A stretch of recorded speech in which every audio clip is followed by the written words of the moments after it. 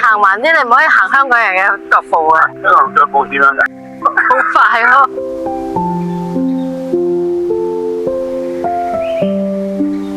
一日做幾件事㗎嘛？係咯，好誇張啊！但係我覺得呢度唔可以唔咁緊張咯，因為真係什麼都是錢的。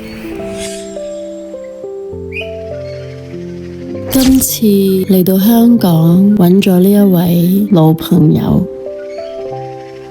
佢曾經喺娛樂圈，但又放棄咗娛樂圈。今年65歲，但係時間喺佢嘅身上好似拍慢咗。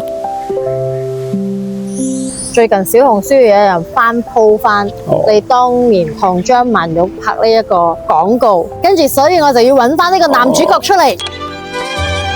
我嘅頭髮好似真絲咁靚，因為我用咗力士柔美洗髮水。即係一個65歲嘅人，其實平時係點樣 keep 咯，點樣保養咯？香港節奏咁快呢，講嘢又快，行路又快，老快應該都會變快啲，係咪？實在我身體好差嘅細個，一個星期咧大便去2次咁。一個星期去2次知啊？係啊，跟住咧就行路用口唞氣。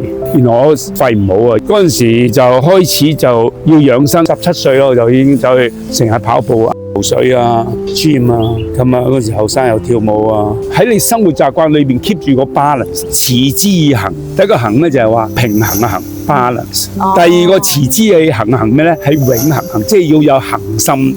因為 balance 好緊要，講人生我哋喺嘅生活裏邊，包括你嘅婚姻啊，包括你嘅朋友關係，包括你仔女做爸爸媽媽角色，係咪都要平衡？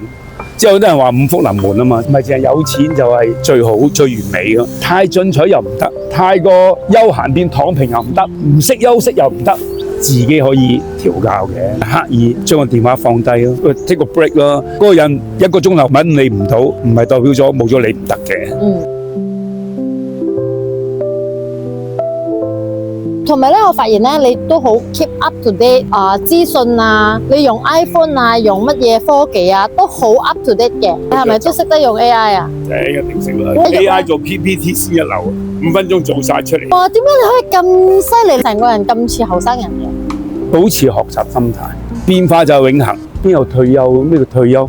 前3年前疫情啊嘛，變咗少做運動，就係行山之後，我就學彈電子琴，彈琴我當打機。哇！每學一首歌，過一關幾好玩。咁啊，訓練下個腦啊嘛。